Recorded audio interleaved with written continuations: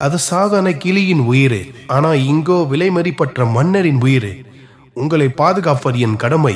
நான் உங்களை பாதுகாக்க தவறினால் ஷாம் தேச மன்னர் தன் அமைச்சருக்கு கொடுத்த தண்டனை போல் நீங்கள் எனக்கு கொடுங்கள். ஷாம் தேச மன்னர் அந்த அமைச்சருக்கு என்ன தண்டனை கொடுத்தார்? அங்கு என்ன நேர்ந்தது? அமைச்சர் மன்னரிடம் கதையை சொல்ல ஆரம்பித்தார். அமைச்சரே, என் ராஜ்யத்தில் மிகவும் நம்பிக்கைக்குரிய மனிதராக தாங்கள் இருக்கிறீர்கள். என் மகன் என்று வேட்டையாட விரும்புகிறான். அவனுக்கு பாதுகாவலனாக உங்களை நான் நியமிக்கிறேன். நீங்கள் அவனை உங்களுடைய கண்காணிப்பில் பார்த்துக் கொள்ளுங்கள். தன் அமைச்சரின் பாதுகாப்புடன் இளவரசர் ஹாரிஸ் வேட்டையாட புறப்பட்டார். ஒரு பெரிய மான் கூட்டத்தை கண்டவுடன் இளவரசர் மிகவும் உற்சாகத்துடன் வேட்டையாட ஆரம்பித்தார். அதில் ஒரு மானை துரத்தி கொண்டு சென்ற இளவரசின் குதிரை சற்று நேரத்தில் மின்னல் வேகத்தில் திசை மாறி அடர்ந்த காட்டுக்குள் நுழைந்தது. மிகவும் ஆபத்தான மிருகங்கள் நடமாடும் அந்த காட்டில் தனிமையில் சிக்கிக் கொண்ட இளவரசர் அங்கே ஒரு அழகிய பெண்ணை கண்டார். அந்த பெண்ணை கண்டவுடன் இளவரசர், யார் நீ? இங்கு என்ன செய்து கொண்டிருக்கிறாய் என்று வினவினார். நான் ஒரு இந்திய மன்னரின் வம்சாவளி வந்தவள். நான் என் குடும்பத்துடன் வழி தவறி இந்த காட்டுக்குள் வந்து மாட்டிக்கொண்டேன். என்னுடன் வாருங்கள், என் குடும்பத்தை நான் உங்களுக்கு அறிமுகப்படுத்தி வைக்கிறேன். அவளின் அழகில் மயங்கிய இளவரசர் அவளுடன் சிரித்தபடி தன்னுடைய குதிரையில் அவளை ஏற்றிக்கொண்டு அவள் காட்டிய வழியில் அவர் பயணித்தார். ஒரு வழியாக அவள் காட்டிய இடத்தை வந்து அடைந்ததும் அவள் குதிரையில் இருந்து இறங்கி ஒரு பழைய பால் அடைந்த இடிந்த மண்டபத்திற்குள் நுழைந்தாள். அவள் வெளியே வர தாமதமாகியதால் இளவரசருக்கு சந்தேகம் ஏற்பட்டு அந்த இடிந்த மண்டபத்திற்கு அருகில் சென்றார். அப்போது அங்கு அவர் கண்ட காட்சி அவரை மிரள வைத்தது. பிள்ளைகளே, உங்களுக்கு இன்று உணவாக ஒரு கொழுத்த இளைஞனை கொண்டு வந்துள்ளேன். அவன் வெளியேதான் நிற்கிறான். உங்களுக்கு நான் அவனை விருந்தாக்கப் போகிறேன். மறுபுறம் இளவரசருக்கு பாதுகாப்பாக இருந்த அமைச்சர் மன்னரை வந்து சந்தித்தார். என் பாதுகாப்பில் இருந்த இளவரசர் நான் கண் இமைக்கும் நேரத்திற்குள் தன் குதிரையை மின்னல் வேகத்தில் ஊட்டிக்கொண்டு அடர்ந்த காட்டுக்குள் வழி தவறி சென்று விட்டார். நான் தனிமையில் தேடி அவரை கண்டுபிடிக்க முடியவில்லை. எனக்கு இப்போது உங்களுடைய உதவி தேவைப்படுகிறது. எங்கள் சில பணியாட்களை என் முகன் அனுப்பினால் நான் அவர்களுடைய உதவியுடன் இளவரசரை நான் கண்டுபிடித்து கொண்டு வருவேன். உன்மேல் நான் வைத்த நம்பிக்கையை நீ நாசமாக்கி விட்டாய். இன்று இரவுக்குள் இளவரசனை நீ கண்டுபிடிக்கவில்லை என்றால் நாளை காலை உன் தலை வெட்டப்படும். மன்னரின் பணியாட்களின் உதவியுடன் ஒரு குழுவை அமைத்து அமைச்சர் காடு முழுவதும் கொட்டும் மலையில் இளவரசரை தேடினார். எங்கு தேடியும் இளவரசர் கிடைக்கவில்லை. அவர்களுக்கு தோல்வியே மிஞ்சியது. மறுநாள் காலை அரசபை கூடியது. அமைச்சர் கைது செய்யப்பட்டு அனைவரின் முன்னிலையில் அவருக்கு மரண தண்டனை நிறைவேற்றப்பட்டது. கிரேக்க மன்னரின் அமைச்சர் கதையை நிறுத்தினார்.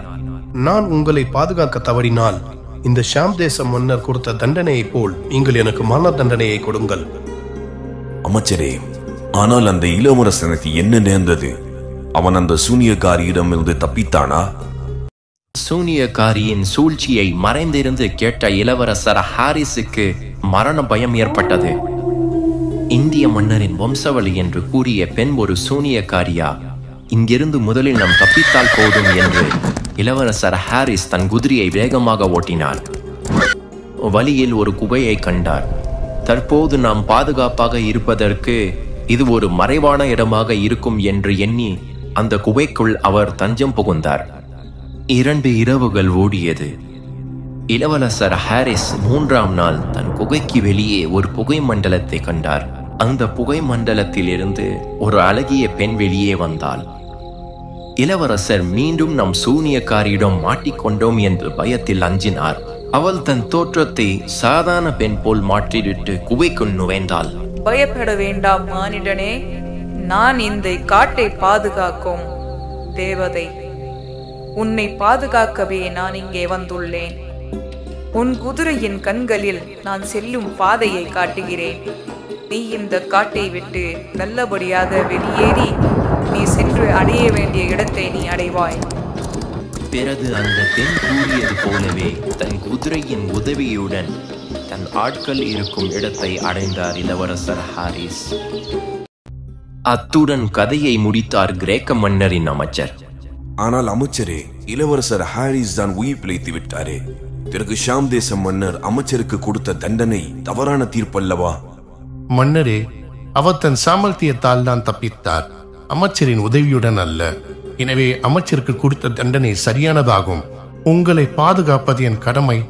நீங்கள் மருத்துவர் டூபானுக்கு மரண தண்டனை விதிக்க வேண்டும். இது என் தாழ்வான வேண்டுகோள். அமைச்சரே, உங்களுடைய ஆலோசனையை நான் ஏற்றுக்கொள்கிறேன். தாங்கள் மருத்துவர் டூபானை அரசபைக்கு அழைத்து வாருங்கள். குதிரையில் அமைதியாக சென்று கொண்டிருந்த மருத்துவரை போர் வீரர்கள் சுற்றி வளைத்தனர். மருத்துவர் டூபான் கைது செய்யப்பட்டு அரசபைக்கு அழைத்து வரப்பட்டார். நாம் ஏன் கைது செய்யப்பட்டோம் என்று மருத்துவர் டூபானுக்கு குழப்பமாக இருந்தது. இங்கு என்ன நடக்கிறது? நான் என்ன குற்றம் செய்தேன்? என்னை ஏன் நீங்கள் கைது செய்தீர்கள்? நான் மன்னரை சந்திக்க விரும்புகிறேன். நீ மன்னரை கொல்ல சதித்திட்டம் தீட்டியதற்காக உன்னை கைது செய்து உனக்கு மரண தண்டனை கொடுக்க சொன்னதே மன்னர் தான். இது மன்னரின் கட்டளைதான். இல்லை, இந்த குற்றத்தை நான் ஒப்புக்கொள்ள மாட்டேன். நான் அவருக்கு மருத்துவம் செய்வதற்காகவே இங்கே வந்தேன். நான் அவரை கொல்ல வேண்டும் என்று நினைத்திருந்தால் எத்தனையோ சந்தர்ப்பத்தில் நாங்கள் தனிமையில் சந்தித்திருக்கிறோம். அந்நேரத்தில் அவருக்கு மருந்து என்று நான் விஷத்தை கொடுத்திருந்தால் நீங்கள் என்ன செய்திருப்பீர்கள்? ஆனால் என் எண்ணம் அதுவாக இல்லை. அவரை குணப்படுத்துவதற்காகவே நான் இங்கே வந்தேன். மன்னரை சந்திப்பதற்கு எனக்கு ஒரே ஒரு வாய்ப்பு தாருங்கள். மருத்துவர் டூபானுக்கு அரசரை தனிமையில் சந்திக்கும் வாய்ப்பு கிடைத்தது. மன்னரே, நான் நிச்சயமாக எந்த குற்றமும் செய்யவில்லை. ஆனால் நீங்கள் வழங்கிய தீர்ப்பிலிருந்து தாங்கள் பின்வாங்க மாட்டீர்கள் என்பதை நான் அறிவேன். எனக்கு மரண தண்டனை வழங்குவதற்கு முன்பாக நான் 2 தாழ்வான நிபந்தனைகளை உங்கள் முன் வைக்கிறேன். இதுவே என் கடைசி ஆசை. பல மருந்துகளின் குறிப்புகளை எழுதி வைத்துள்ள என் மருத்துவ புத்தகத்தை ஒரு நல்ல மருத்துவரிடம் நீங்கள் ஒப்படைத்து விடுங்கள். என் புத்தகத்தில் 16வது தலைப்பில் 30ஆம் பக்கத்தில் நான் நிரபராதி என்பதற்கான சில அத்தாட்சிகளை விட்டு வைத்துள்ளேன். அதை நீங்கள் என் மரணத்திற்கு பிறகு பார்க்க வேண்டும். அதை நீங்கள் பார்த்தால் என் மீது நிச்சயமாக இறக்கப்படுவீர்கள். மன்னர் வந்தவுடன் அனைவரும் மன்னருக்கு சிரம் தாழ்த்தினார்கள். பிறகு மன்னரின் உத்தரவின்படி மருத்துவர் டூபானுக்கு மரண தண்டனை நிறைவேற்றப்பட்டது.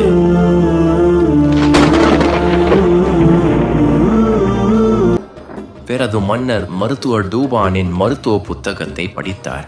அதில் எழுதப்பட்டிருந்த மருத்துவ குறிப்புகளை கண்ட மன்னர் மருத்துவர் டூபானின் அறிவாற்றலை கண்டு மிகைத்தார். சிறிது நேரத்தில் மருத்துவர் டூபான் கூடியது நினைவுக்கு வந்தது.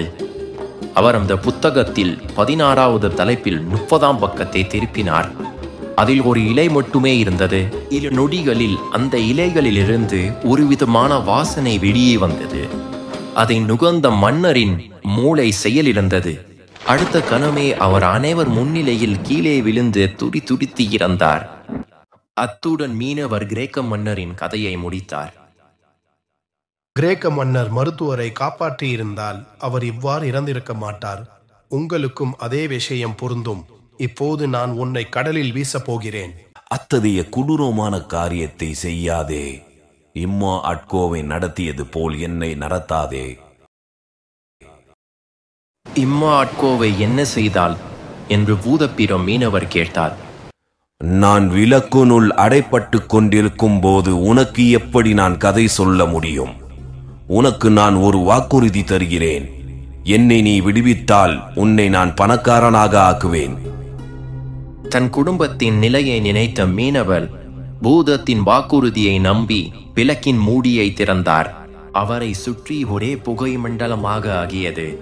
இம்முறை பூதம் மிகவும் கோபத்துடன் வெளியே வந்தது. தன் அடைப்பட்டிருந்த அற்புத விளக்கை நோக்கி கோபத்துடன் சென்ற பூதம் தன் கால்களால் அதை மிதித்து சுக்குரூராக உடைத்தது. இதை சற்றும் எதிர்பாராத மீனவர் பயத்தில் உறைந்தார். பூதம் நமக்கு கொடுத்த வாக்குறுதியை நிறைவேற்றுமா அல்லது நம்மை நீரில் மூழ்கடித்து கொன்றுவிடுமா என்று பயந்தார். பயப்பட வேண்டாம் மீனவரே, நான் உங்களுக்கு கொடுத்த வாக்குறுதியை நிச்சயம் நிறைவேற்றுவேன். பூதம் தன் தோற்றத்தை ஒரு டிராகன் போல் மாற்றிக்கொண்டு மீனவரை தன் முதுகில் ஏற்றிக்கொண்டு பறக்க ஆரம்பித்தது. மீனவரே, நம் 4 மலைகள் 4 காடுகளை தாண்டி சுல்தான் தாஹீரை சந்திக்கப் போகிறோம். வெறும் கையோடல்ல, ஒரு சிறந்த பொக்கிஷத்தை உங்களிடத்தில் கொடுத்து அவரை நான் சந்திக்க வைப்பேன். அவர்கள் சென்று அடைய வேண்டிய இடத்தை அடைந்ததும் டிராகன் கீழே இறங்கியது.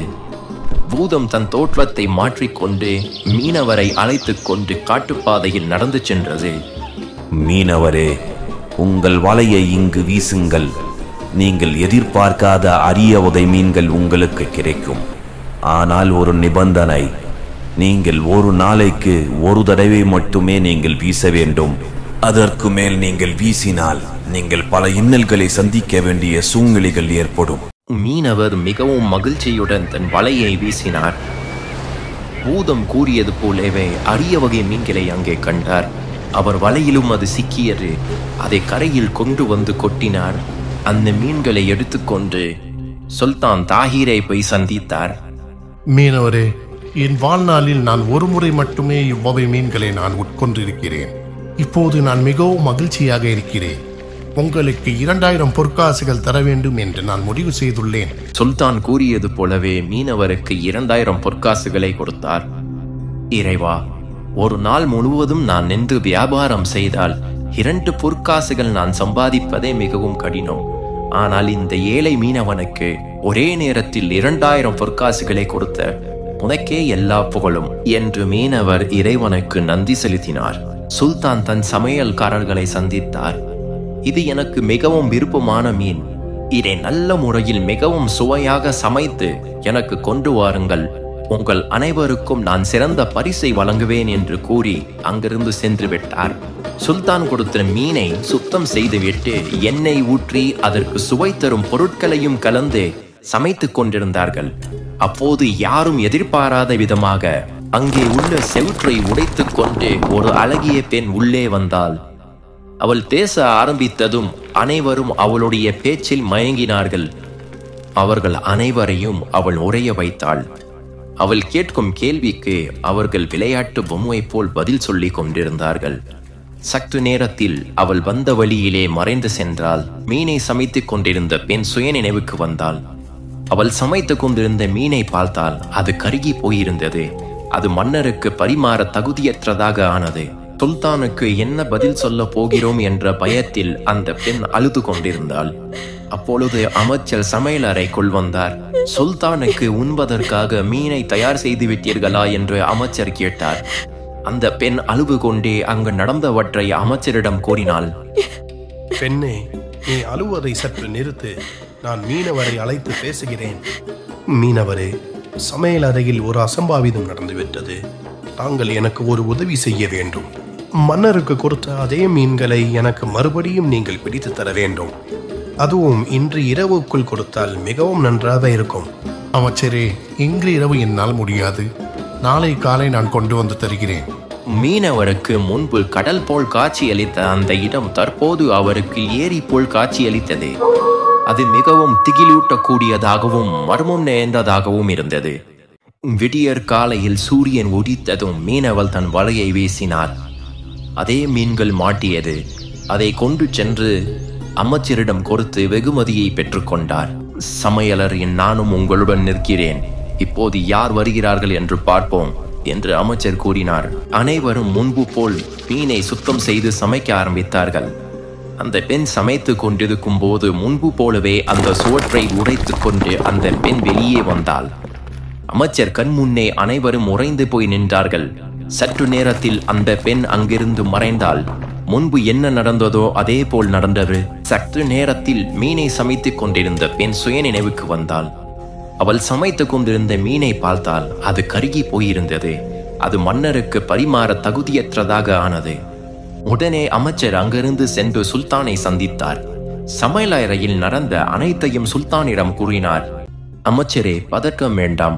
மறுபடியும் மீனவரை அழைத்து பேசுங்கள். அவரிடம் பிடித்து வரும் மீன்களுக்கு இம்முறை சுல்தான் 4000 பொற்காசுகள் தருவார் என்று கூறுங்கள் என்று சுல்தான் அமைச்சரிடம் கூறினார்.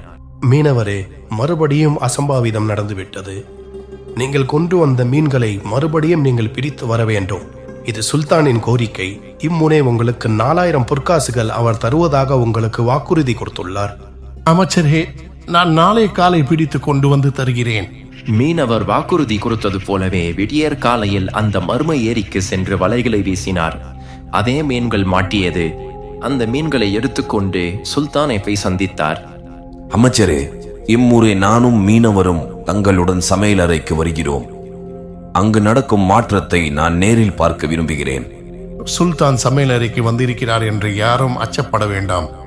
உங்களுக்கு உதவுவதற்காகவே அவர் இங்கு வந்திருக்கிறார். ஆகையால் தாங்கள் வேலையை நீங்கள் நிதானமாக பாருங்கள். அனைவரும் முன்பு போலவே சமைக்க ஆரம்பித்தார்கள். ஆனால் அனைவரின் கண்களிலும் பயமும் நடுக்கமும் பற்றி கொண்டது.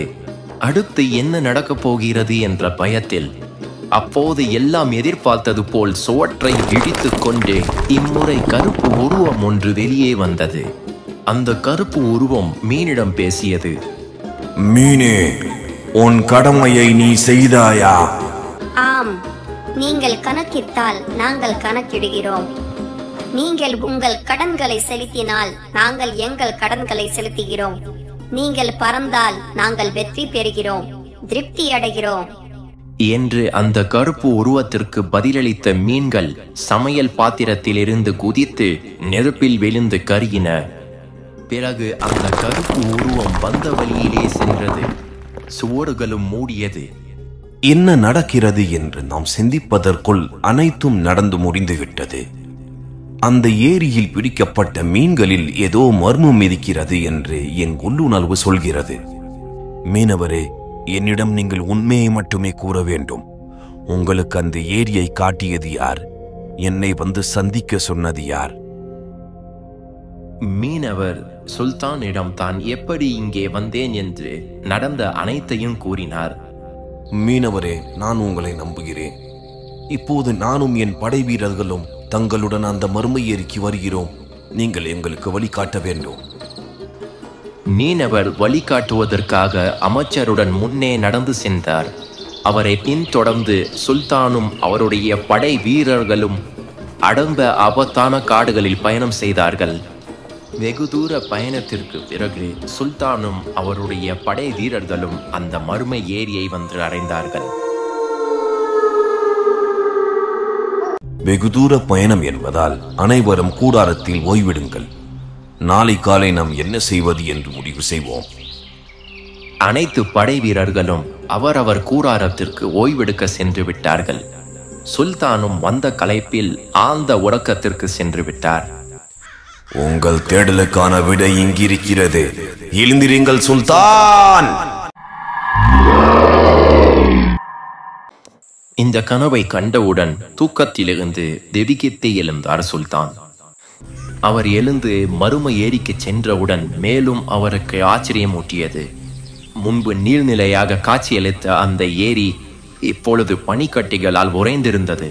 தனிமையில் அந்த பனிக்கட்டியின் மீது நடந்து சென்றார் சுல்தான். அவருக்கு முன் ஒரு பாதை தென்பட்டு கொண்டே இருந்தது. அதன் வழியாக அவர் நடந்து சென்று அந்த ஏரியின் மறுகரையை அடைந்தார். அப்போது அவர் இதுவரை கண்டிராத ஒரு பிரம்மாண்டமான அழகான பளிங்கு கற்களால் கட்டப்பட்ட ஒரு மாளிகையை கண்டார். சுல்தான் அந்த மாளிகைக்குள் தனிமையில் நடந்து சென்றார். அவரை சுற்றி விலை மதிப்பற்ற பொருட்கள் குவிந்து கிடந்தன. அவர் உள்ளே செல்ல செல்ல அவருக்கு ஒரு ஆணின் அழுக்குரல் கேட்டது. போது அவர் ஒரு அழகிய இளைஞன் சிம்மாசனத்தில் அமர்ந்திருப்பதை கண்டார். இளைஞனே, யார் நீ? இங்கு என்ன செய்து கொண்டிருக்கிறாய்? நான் இளவரசர் அஹ்மத், இந்த மாளிகையின் சொந்தக்காரர். உனக்கு என்ன நேர்ந்தது? ஏன் நீ பாதி மனிதனாகவும் பாதி கற்களாகவும் இருக்கிறாய்? ஒரு சூனியக்காரியின் மந்திரத்தால் நான் இப்படி ஆகிவிட்டேன். நீங்கள் பார்த்த அந்த ஏரி இந்த கருப்பு தீவின் தலைநகரம். நீங்கள் பார்த்த அந்த 4 வகை மீன்கள் இந்த தலைநகரத்தில் வாழ்ந்த பெரியோர்கள், குழந்தைகள், ஆண்கள், பெண்கள். இந்த சூனியக்காரி பல உருவத்தில் மாறக்கூடிய வல்லமை கொண்டவள். அவள் தன் சூனியத்தால் இந்த கருப்பு தீவை கல்லறை தீவாக மாற்றிவிட்டாள். அவர்கள் பேசிக் கொண்டிருக்கும் போதே சிரித்துக் கொண்டே சூனியக்காரி அங்கே வந்தாள்.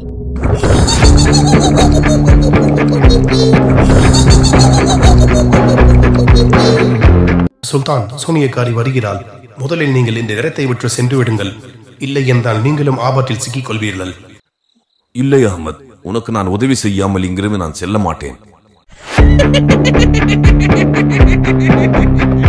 அவள் மிகவும் ஆபத்தானவள். தயவு செய்து நான் சொல்வதை கேளுங்கள். அந்த தூணுக்கு பின்னே போய் நீங்கள் ஒளிந்து கொள்ளுங்கள். சரி அகமத், நான் அங்கிருந்து உனக்கு உதவ முடியுமா என்று பார்க்கிறேன். அகமது, என் அன்பு கணவனே, எப்படி இருக்கிறாய்? என்ன அகமத் சூனியக்காரியின் கணவனா? என்னை பாதி கற்களாக மாற்றிவிட்டு நான் எப்படி இருக்கிறேன் என்று வேற என்னிடம் கேட்கிறாயா நீ? அஹ்மத், நல்லவன் போல் பேசுகிறாயா நீ? என் பாசத்துக்குரிய சகோதரனுக்கு செய்யாத குற்றத்திற்காக மரண தண்டனை கொடுத்து அவனை துடிக்க துடிக்க கொன்றாய். உன்னையும் உன் மக்களையும் நான் சும்மா விட மாட்டேன். நிச்சயமாக என் சகோதரனை கல்லறையிலிருந்து உயிரோடு நான் மீட்பேன். அதுவரை உன்னை நான் இப்படிதான் வைத்திருப்பேன். உனக்கான அழிவு காலம் நெருங்கிவிட்டது லிசா.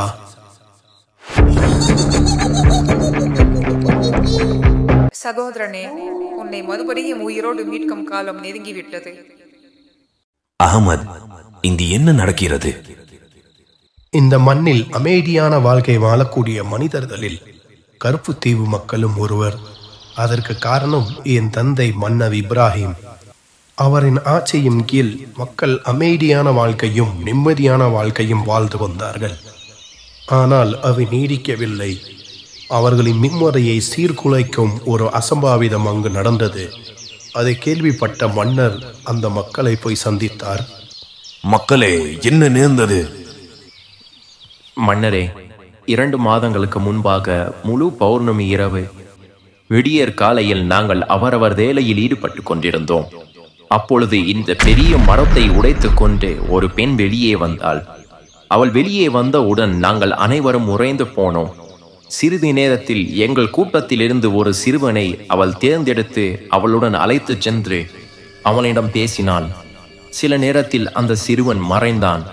பிறகு அவள் வந்த மரத்து அருகில் சென்றாள். அந்த மரம் திறந்து அவளுக்கு வழிவிட்டது. அவள் அதனுள் நுழைந்து விட்டாள். உங்களை சிரமப்படுத்தக்கூடாது என்பதற்காக உங்களிடத்தில் நாங்கள் கூறவில்லை. 1 மாத காலம் ஓடியது. மறு பௌர்ணமி வந்தது. நாங்கள் அனைவரும் கையில் ஆயுதங்களுடன் அந்த மரத்தை சுற்றி நின்று கொண்டிருந்தோம். அதேபோல் விடியற் காலையில் மரம் திறந்தது. அவள் அந்த மரத்திலிருந்து வெளியே வந்தாள். இம்முறையும் அவளை பார்த்தவுடன் நாங்கள் அனைவரும் உறைந்து போய்விட்டோம். அவள் எங்களிலிருந்து ஒரு சிறுவனை தேர்ந்தெடுத்து தனிமையில் அழைத்துச் சென்றாள். அவனுடன் பேச ஆரம்பித்தவுடன் அந்த சிறுவனும் மறைந்து விட்டான். சிறிது நேரத்தில் அவள் வந்த மரத்து அருகில் செல்ல அந்த மரம் திறந்து அவளுக்கு வழிவிட்டது. அவள் அதனுள் சென்று விட்டாள். இன்றிரவு 3வது பௌர்ணமி. எங்களுக்கு நீங்கள் உதவி செய்ய வேண்டும். அப்போது என் தந்தை மன்னர் இப்ராஹிம் ஒரு திட்டம் தீட்டினார். அவள் தன் படை வீரர்களை அழைத்துக் கொண்டு அந்த மரத்தை சுற்றுகின்றார். இம்முறை அந்த மரத்திலிருந்து ஒரு கருப்பு உருவம் வெளியே வந்தது. அதை பார்த்ததும் சுத்தி இருந்தவர்கள் பயத்தில் நடுங்கினார்கள். அங்கு இருந்து ஒரு சிறுவனை அது தேர்ந்தெடுத்தது. அது அவனை தனியே அழைத்துச் சென்று அவனை மாயமாக்கியது. பிறகு வந்த அந்த மரத்தின் வழியிலே அது சென்றது. இந்த கருப்பு உருவத்தை பின்தொடர்ந்தே சென்ற மன்னர் இப்ராஹிமும் அந்த மரத்தினுள் நுழைந்தார். அந்த வழி ஒரு கல்லறையை போய் அடைந்தது. அங்கு அவர் கண்ட காட்சி அவரை உறைய வைத்தது. என்னுடைய பாதையில் நான் சரியாக சென்று கொண்டிருக்கிறேன். சூரிய நட்சத்திரத்தில் பிறந்த 3 நான் கொன்றுவிட்டேன். இன்னும் ஒருவர் மட்டுமே பாக்கி இருக்கிறார். அவரையும் கொன்றுவிட்டால் நான் சாகாவரம் பெற்றுவிடுவேன். அதற்கு உன்னை நான் விடமாட்டேன். அதற்குள் உன்னை நான் கொன்று விடுவேன். அவனுடன் தனிமையில் வீரத்துடன் போராடி கொண்டிருந்த என் தந்தையை அவன் தன் மந்திர சக்தியால் பல உருவங்களாக மாறி அவன் என் தந்தையை கொன்று விட்டான். 4வது சூரிய நட்சத்திரத்தில் பிறந்தவனை நான் தூக்கும் போது ஏதேனும் அசம்பாவிதம் நடந்துவிட்டால் என் குறிக்கோளை நீ நிறைவேற்ற வேண்டும். நான் சாகாவரம் பெற்றே ஆக வேண்டும். அதன் பிறகு ஊர் மக்களின் உதவியுடன் நான் அவனுக்கு மரண தண்டனை வழங்கினேன். அத்துடன் எங்கள் பிரச்சனைகள் முடிந்து விட்டது என்று நாங்கள் நினைத்தோம். ஆனால் அவன் சகோதரி ஒரு ஏழை போல் வேடமிட்டு என்னை ஏமாற்றி திருமணம் செய்து கொண்டாள். மேலும் தன் சகோதரின் உடலை அவள் ஒரு கல்லறையில் பாதுகாத்து கொண்டிருக்கிறாள். அவள் மட்டும் அந்த 4வது சூரிய நட்சத்திரத்தில் பிறந்த மனிதனை பலி கொடுத்து விட்டால் அவள் மறுபடியும் உயிர் பெற்று சாகாவரம் பெற்ற ஷைத்தானாக உருவெடுத்து விடுவான். யார் அந்த 4வது சூரிய நட்சத்திரத்தில் பிறந்த மனிதன்? என்னிடம் கூறு அகமது, நான் அவனை காப்பாற்றுவேன். சுல்தான், அந்த 4வது சூரிய நட்சத்திரத்தில் பிறந்த மனிதன் நான் தான். நாளை இரவுதான் பௌர்ணமி. உன்னையும் உன் மக்களையும் நான் மறுபடியும் மீட்பேன். இது என் இறைவன் மேல் ஆணை. சுல்தான் தன் படை தளபதிக்கு ஒரு கடிதம் எழுதினார்.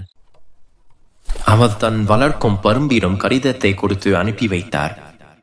அந்த கடிதம் படை தளபதியிடம் வந்து அடைந்தது. அதில் சுல்தான் படை தளபதியுடன் வீரமும் விவேகமும் உள்ள இருவரை அழைத்து கொண்டு தான் இருக்கும் இடத்திற்கு வரும்படி கட்டளையிட்டிருந்தார். தளபதி தன்னுடன் 2 போர் வீரர்களை அழைத்து கொண்டு புறப்பட்டார். அவர் சுல்தான் கூறிய இடத்தை வந்து அடைந்தவுடன் சுல்தானை சந்தித்தார். சுல்தான் அங்கு நடந்த அனைத்தையும் தளபதியிடமும் அந்த 2 போர் வீரர்களிடமும் கூறினார். சுல்தான் தான் ஒரு திட்டம் வைத்திருப்பதாகவும் அதற்காக நாம் இப்போது கல்லறைக்கு செல்கிறோம் என்றும் கூறினார். அகமது, விடியற் காலை நீ கொல்லப்பட போகிறாய். என் சகோதரன் உயிர் பெற்று எழப்போகிறான். விடியற் காலையில் நான் கொல்லப்பட போகிறேன். எனக்காக என்னுடைய இறுதி ஆசையை நீ நிறைவேற்றுவாயா? சொல் என் அன்பு கணவனே, நான் என்ன செய்ய வேண்டும்? நான் நேசித்த என் லிசாவாக நீ மாற வேண்டும். உன்னுடன் நான் சில மணி நேரம் பேச நான் ஆசைப்படுகிறேன்.